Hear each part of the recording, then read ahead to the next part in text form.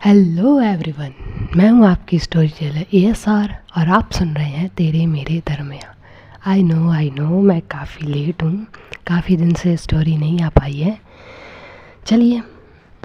चलिए अब बातों में टाइम वेस्ट नहीं करते, सीधा स्टोरी पे आते हैं।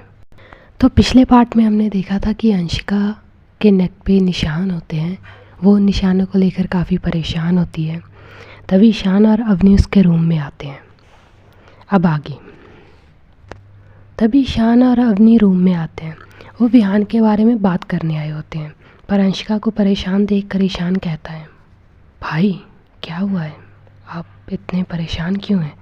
अंशिका कुछ सोच रही होती है, तभी वो उन दोनों को देखती है। वो उन दोनों के पास आती है, फिर वो अपनी शर्ट की एक स्लीव ऊपर करती है और ईशान से कहती है कि ईशान मुझे टच करो। ईशान हैरान होकर अंशिका को देखता है और कहता है, ये आप क्या क्या कह रहे हो भाई? आप जानते हो ना कि हम ऐसा नहीं कर सकते। तो अंशिका कहती है, आई नो, मुझे पता है, कुछ भी भूला नहीं हूँ मैं। फ़िलहाल जो मैं कह रहा हूँ वो करो, टच करो मुझे। तो अवनी कहती है, भाई लेकिन ऐसा करना ही क्यों है? आपके दिमाग में चल क्या रहा है? तो ईशान भी कहता है, आपके दिमाग में कुछ भी चल रहा हो भाई, लेकिन मैं ऐसा कुछ नहीं करूँगा। आप जानते हो ना कि अगर मैंने आपको टच किया तो आपकी कंडीशन क्या हो जाएगी। ईशान और अवनी दोनों ही अंशिका को टच करने से मना कर रहे होते हैं। तो अंशिका क्या करती है, वो ईशान का एक हाथ पकड़ती है, उसके ग्लव्स को उतारती है और उसके हाथ को पकड़ लेती है। लेकिन ईशान फ़ौरन अपने हाथ को पीछे खींच लेता है। लेकिन तब तक काफ़ी देर हो चुकी होती है। ईशान का हाथ और अंशिका का हाथ टच हो चुके होते हैं। तो ईशान चिल्लाता है, भाई ये क्या किया आपने? लेकिन अंशिका का ध्यान अपने हाथ पर होता है। वो अपने हाथ को गौर से देख रही होती है, जैसे वो कुछ चेक कर रही हो। तो थोड़ी देर में अंशिका की एलर्जी जो होती है वो शुरू हो जाती है, उसे तकलीफ़ होनी शुरू हो जाती है। ये बात ईशान और अवनी भी देख लेते हैं। तो अवनी जल्दी से वार्डरोब के पास जाती है, वो इंजेक्शन लाती है और अंशिका को देती है। तकरीबन 5-6 मिनट बाद अंशिका को थोड़ा बेहतर फील होता है। उसे तकलीफ़ अब भी हो रही थी, लेकिन वो तकलीफ़ धीरे धीरे कम हो रही थी। तो ईशान और अवनी दोनों अंशिका पर गुस्सा हो जाते हैं, उसे डांटने लग जाते हैं, क्योंकि वो दोनों अपने भाई से बहुत प्यार करते थे, उसे तकलीफ़ में नहीं देख सकते थे। तो अवनी कहती है, आपने ऐसा जानबूझकर क्यों किया भाई? आप जानते हैं ना इससे आपको कितनी तकलीफ़ होती है और आपको पैनिक अटैक्स तक आने लग जाते हैं। तो अंशिका कहती है, वो एक्चुअली। तो अवनी कहती है, भाई प्लीज़ अब ऐसे वो करना बंद करो और बताओ क्यों किया आपने ऐसा? आप जानते हैं, आपको सब कुछ पता है कि कोई आपको छूता है तो क्या हो जाता है आपको, फिर भी आपने ऐसा जानबूझकर क्यों किया? तो अंशिका कहती है, वो एक्चुअली ठीक है, मुझे बस ये जानना था कि मेरी एलर्जी अभी भी है या फिर चली गई। तो अवनी कहती है, क्या आपको सच में यही जानना था? और वैसे आपको ये गलतफहमी हो कैसे गई कि आपकी एलर्जी चली गई है? I mean, ऐसा क्या हुआ है जिससे आपको ये लगा कि आपकी एलर्जी चली गई है और आपको ये टेस्ट करना पड़ रहा है? बताएंगे आप हमें? तो अंशिका क्या करती है, वो अपने हाथ पे ऐसे गले पे हाथ रख के ना रब कर रही होती है, जिसका मतलब होता है कि या तो वो झूठ बोल रही है या कुछ छुपा रही है। तो ईशान और अवनी समझ जाते हैं कि अंशिका ज़रूर कुछ छुपा रही है। तो अवनी कहती है, हमें ऐसा क्यों लग रहा है भाई कि आप हमसे कुछ छुपा रहे हो? तो ईशान और अवनी एक साथ कहते हैं, सच सच बताओ भाई, क्या छुपा रहे हो आप? और ख़बरदार अगर हमसे दोबारा झूठ बोला तो अब अंशिका के पास कोई ऑप्शन नहीं होता। वो ईशान और अवनी को अपने नेक पे जो निशान होते हैं वो दिखाती है और सब बताती है जो भी हुआ था। तो अंशिका कहती है कि उसे डाउट है कि ये निशान रागिनी की वजह से आए हैं, रागिनी ने उसे छुआ है। जब अवनी सारी बात सुनती है तो वो खुशी के मारे उछल पड़ती है, क्या सच में भाई आप सच कह रहे हो? इसका मतलब मैंने जो सोचा था वो सही था। तो अंशिका उसे हैरान होकर देखती है और अवनी से कहती है, तुम्हें क्या हुआ है? तुम्हें किस बात की इतनी खुशी हो रही है और किसके बारे में बात कर रही हो? तो अवनी खुशी के मारे कहती है, भाई आपको अभी भी कुछ समझ नहीं आ रहा? इस मामले में आप सच में बहुत डम्ब हो। ये बात वो थोड़ा धीरे बोलती है। तो अंशिका कहती है, क्या समझ नहीं आ रहा मुझे, इसमें समझने वाली क्या बात है? तो अवनी कहती है, भाई रागिनी आपको छू सकती है, इसका मतलब समझ रहे हो आप? इसका मतलब ये है कि रागिनी आपको ठीक कर सकती है। कहीं डॉक्टर की कई बात सच तो नहीं हो गई? आपको रागिनी से प्यार हो गया है क्या? तो अंशिका कहती है, व्हाट? मुझे और उससे प्यार? तो ईशान कहता है, क्या व्हाट? आप चौंक तो ऐसे रहे हो जैसे आपको ये बात पता ही नहीं है। तो अंशिका कहती है, तुम दोनों ना अपना मुंह बंद रखो, मुझे उससे कोई प्यार व्यार नहीं है। मैंने ऐसा कब कहा कि मुझे उससे प्यार है? और हाँ, मैंने ये कहा है कि मुझे सिर्फ डाउट है कि उसने मुझे छुआ है, ये निशान उसकी वजह से आए हैं, लेकिन मैं अभी कंफर्म नहीं हूँ। हो सकता है कि ये निशान किसी और वजह से आए हों। तो अवनी कहती है, कम ऑन भाई, अब तो खुद से झूठ बोलना बंद कर दो आप। अब तो आपकी एलर्जी को भी ये बात समझ आ गई है। पता नहीं आपको ये बात कब समझ आएगी। ये बात वो काफ़ी धीरे बोलती है, जो अंशिका को सुनाई नहीं देती। तो अवनी कहती है, आपको कंफर्म हो या ना हो भाई, लेकिन मुझे कंफर्म हो गया है। और वैसे भी, और अगर मान लो ये निशान रागिनी की वजह से आए हैं, तो सोचो भाई, बाहर वालों की तो बात ही छोड़ दो एक पल के लिए, आपकी अपनी खुद की फैमिली जिससे आप इतना प्यार करते हो, वो आपको नहीं छू सकती। मैं और ईशान, हम दोनों आपसे इतना प्यार करते हैं भाई, लेकिन हम भी आपको नहीं छू सकते। लेकिन वो लड़की आपको छू सकती है भाई। क्यों? इस क्यों का जवाब है आपके पास? जवाब है भाई, लेकिन आप उसे एक्सेप्ट ही नहीं करना चाहते। और डॉक्टर ने जो कहा वो याद है ना आपको?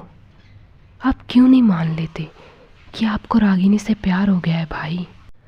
अंशिका, जो अब तक अवनी की सारी बातें सुन रही थी, वो उसके बारे में सोचने लग जाती है कि क्या ये सच है? क्या सच में उसे रागिनी से प्यार हो गया है? उसकी आंखों के सामने रागिनी का चेहरा आता है, उसकी वो नीली गहरी आंखें बार बार अंशिका के सामने आ रही होती हैं। तभी अंशिका के दिल की धड़कनें तेज़ हो जाती हैं, जैसे अंशिका का दिल उससे चिल्ला चिल्ला कर कह रहा हो, हाँ अंशिका, मुझे रागिनी से प्यार है। पर वो खुद को कंट्रोल करती है, वो अपनी इन फीलिंग्स को इग्नोर कर देती है। वो कहती है, मुझे नहीं पता कि मुझे उससे प्यार है या नहीं, लेकिन कल मैं ये कंफर्म ज़रूर करूँगा, क्या रागिनी ही वो इंसान है जो मुझे ठीक कर सकती है। तो अवनी कहती है, वो कैसे भाई? तो अंशिका कहती है, उसके लिए मुझे दोबारा उसे छूना होगा। अगर उसके छूने से मुझे एलर्जी नहीं हुई तो ये कंफर्म हो जाएगा कि वही इंसान है जो मुझे छू सकती है और शायद मुझे ठीक भी कर सकती है। तभी ईशान कहता है, भाई आप भले ही किसी भी वजह से रागिनी को छुएं, लेकिन अगर आप इस टेस्ट में पास हुए ना, तो हम तो यही समझेंगे कि आपको रागिनी से प्यार हो गया है। तो अंशिका अपनी आंखें रोल करती है और कहती है, शट अप, बहुत हो गई बातें, अब तुम दोनों यहाँ से दफ़ा होने का क्या लोगे? हाँ? तो अवनी कहती है, हमें कुछ नहीं चाहिए, बस इतना कर दीजिएगा कि कल ना हमारी होने वाली भाभी से ना अच्छे से बात कीजिएगा प्लीज़। हाँ, ऐसे खड़ूस बनकर उनके सामने मत जाइएगा। तो अंशिका उन दोनों को घूरती है। तभी वो दोनों कहते हैं, ठीक है, अब हम चलते हैं, गुड नाइट भाई, बाय। इतना बोलकर वो दोनों वहाँ से भाग जाते हैं। अब हमें अगली सुबह ऑफिस का सीन दिखाया जाता है। अंशिका सुबह जल्दी ऑफिस आ चुकी थी। वो अपने केबिन में बालकनी पर खड़ी बाहर का व्यू देख रही थी। जैसा कि हमने आपको बताया था कि अंशिका का जो केबिन था वो 28 फ्लोर पर था और उसकी केबिन की बालकनी से बाहर का जो व्यू है वो काफ़ी अच्छा दिखता था। तो वो बालकनी पर खड़ी बाहर का व्यू देख रही थी और कल जो कुछ भी हुआ और उसके बाद अवनी ने उससे जो कुछ भी कहा वो उसके बारे में सोच रही थी। वो कम से कम 20 मिनट वहाँ खड़ी रहती है, फिर वो अपनी चेयर पर आकर बैठती है। सबसे पहले वो रागिनी के डेस्क की ओर देखती है। रागिनी अभी अभी ऑफिस आई थी। उसे देखकर अंशिका के चेहरे पर अपने आप एक प्यारी सी स्माइल आ जाती है। इधर रागिनी, वो ऑफिस तो आ गई थी, पर जो भी उसके साथ कल हुआ था वो उससे पूरी तरह बाहर नहीं आ पाई थी। वो काफ़ी डिस्टर्ब थी और कल जो कुछ भी हुआ था वो बार बार उसके आंखों के सामने आ रहा था। वो बार बार काम में अपना ध्यान लगाने की कोशिश कर रही थी। तभी अंशिका उसे अपने केबिन में बुलाती है। रागिनी उसके केबिन में जाती है। जब रागिनी अंशिका के केबिन में जाती है, वो अंशिका को देखती है तो उसके फेस पर एक स्माइल आ जाती है। आज रागिनी अंशिका को देखकर काफ़ी खुश होती है। इधर अंशिका, वो अपने मन में ही सोच रही होती है कि उसे कुछ तो ऐसा करना होगा कि वो रागिनी को टच भी कर ले, पर उसे उस पर कोई शक भी ना हो। तो अंशिका क्या करती है, वो अपनी चेयर पर से उठती है, वो रागिनी के पास आती है, उसे बड़े प्यार से गुड मॉर्निंग विश करती है और अपना हाथ आगे बढ़ाती है हैंडशेक करने के लिए। रागिनी जब अंशिका को ऐसे देखती है तो वो अंशिका के स्वरूप को देखकर थोड़ा हैरान होती है, क्योंकि उसने अंशिका से ये एक्सपेक्ट नहीं किया था। रागिनी भी उसे हैंडशेक करती है, उसे विश करती है, गुड मॉर्निंग सर। तभी अंशिका देखती है कि रागिनी ने ग्लव्स पहने हैं, तो उसका ये प्लान जो होता है वो फ्लॉप हो जाता है। तो रागिनी अंशिका से कहती है, आपने मुझे बुलाया, तो बताइए सर क्या काम था। अब सुबह सुबह अंशिका के पास कोई काम तो था नहीं रागिनी को देने के लिए, तो वो उसे एक फ़ाइल देती है और कुछ काम बताती है।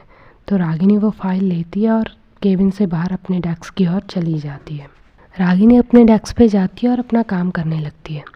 वो इतना नोटिस नहीं करती कि अंशिका ने उसे बिना ग्लव्स पहने हैंडशेक किया, क्योंकि रागिनी को अंशिका की एलर्जी के बारे में कुछ नहीं पता था।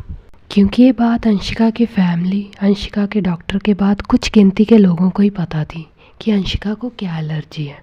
अंशिका ने इस बात को हमेशा छुपा कर रखा था। वो नहीं चाहती थी कि बिजनेस वर्ल्ड में उसके जो दुश्मन हैं वो उसकी इस कमजोरी का फ़ायदा उठाएं। और इसके साथ एक कारण और भी था। अंशिका नहीं चाहती थी कि लोग उस पर तरस खाएं, उसके बारे में जाने। जब उन्हें पता चले कि अंशिका के साथ क्या हुआ है, तो अंशिका की कहानी सुनकर लोगों को उस पर तरस आए। उसे ये बात बिल्कुल पसंद नहीं थी। यहाँ तक कि उसके ऑफिस के लोगों को भी ये बात पता नहीं थी। रागिनी को ये मास्क और ग्लव्स वाली बात थोड़ी अजीब तो लगी थी। उसने अपने कोलीग से कई बार पूछा भी था, तो किसी को भी असली वजह नहीं पता थी। तो हर किसी ने अपने हिसाब से अपने मन में अपनी ही कहानी बना रखी थी। एक दो एम्प्लॉय ने उसे बताया भी था कि बॉस को हर चीज़ नीट एंड क्लीन पसंद है, उन्हें धूल मिट्टी से एलर्जी है, इसलिए वो हमेशा मास्क लगा कर रखते हैं। तो रागिनी को भी लगता है कि हाँ, शायद ऐसा हो सकता है। बहुत लोग होते हैं दुनिया में जिनको धूल मिट्टी से प्रॉब्लम होती है, तो वो ज़्यादा ध्यान नहीं देती इस बात पे। इस तरफ हम अंशिका को देखते हैं, जो कि अपने केबिन में अपनी चेयर पर बैठी थी और यही सोचने में लगी थी कि वो रागिनी को टच कैसे करे। उसने तो मास्क और ग्लव्स लगा रखे हैं। वो थोड़ी देर कुछ सोचती है, उसके दिमाग में कुछ आता है, तो वो रागिनी को अपने केबिन में बुलाती है। इधर रागिनी, वो अपने काम में ध्यान देने की कोशिश कर रही थी, पर उसे बार बार रात के सीन याद आ रहे थे, जिससे वो काफ़ी डिस्टर्ब हो रही थी। जब अंशिका उसे बुलाती है तो वो सब कुछ इग्नोर करके केबिन में आती है। अंशिका रागिनी से पूछती है कि जो फाइल उसने थोड़ी देर पहले उसे दी थी, क्या वो काम हुआ। तो रागिनी कहती है, जी बॉस, काम हो गया है। इतना बोलकर वो फाइल अंशिका को देने लगती है। तो अंशिका कहती है, ऐसा करो, तुम ये फ़ाइल रीड करो, मैं सुन रही हूँ। अगर कुछ गड़बड़ मुझे लगी तो मैं तुम्हें बता दूँगी। तो रागिनी को भी ये बात ठीक लगती है कि ठीक है, तो वो फाइल रीड करने लगती है। वो अंशिका के सामने चेयर पर बैठ जाती है और फाइल पढ़ने लगती है। तो अंशिका क्या करती है, वो अपनी चेयर पर से उठ जाती है और रागिनी के पास जाकर खड़ी हो जाती है। रागिनी का पूरा ध्यान फाइल पढ़ने में था, पर अंशिका, उसका पूरा ध्यान रागिनी पर था। वो रागिनी को टच करने का बहाना ढूंढ रही थी। वो सोच रही थी कि रागिनी को टच करे तो करे कैसे। उसने अपने हाथों में तो ग्लव्स लगा रखे थे, चेहरे पर मास्क था। तो अंशिका जो है वो रागिनी के पीछे खड़ी हुई थी और रागिनी चेयर पर बैठी थी, वो सामने फाइल पर, उसका ध्यान फाइल पर था, वो फाइल पढ़ रही थी। तो अंशिका उसके नेक पर पीछे से टच करने की कोशिश करती है और ये कोशिश वो 2-3 बार करती है। लेकिन हर बार क्या होता है कि रागिनी अंशिका की तरफ देखती थी कभी कोई पॉइंट एक्सप्लेन करने के लिए या फिर कभी खुद कुछ समझने के लिए। तो क्या होता था कि अंशिका को अपना हाथ पीछे खींचना पड़ता है, वो रागिनी को टच नहीं कर पाती। ऐसे ही रागिनी पूरी फाइल पढ़ देती है और वो फाइल अंशिका के टेबल पे रखती है और वहाँ से चली जाती है। अंशिका अपने सर पे हाथ मारती है और कहती है शिट, अब कुछ और सोचना पड़ेगा। सो गाइस, आज की कहानी यहीं तक। आगे जानने के लिए सुनते रहिए तेरे मेरे दरमियाँ। आई एम सॉरी कि स्टोरी काफ़ी दिन बाद आ रही है। एक्चुअली मैं थोड़ा बिज़ी थी जिसकी वजह से मैं स्टोरी नहीं डाल पाई। आगे से कोशिश करूँगी कि स्टोरी जो है वो रेगुलर आए, लेकिन अभी मैं थोड़ा बिज़ी चल रही हूँ तो हो सकता है कि 1-2 दिन के गैप के बाद आए स्टोरी। सो उसके लिए I am sorry and thank you so much guys मेरी स्टोरी सुनने के लिए।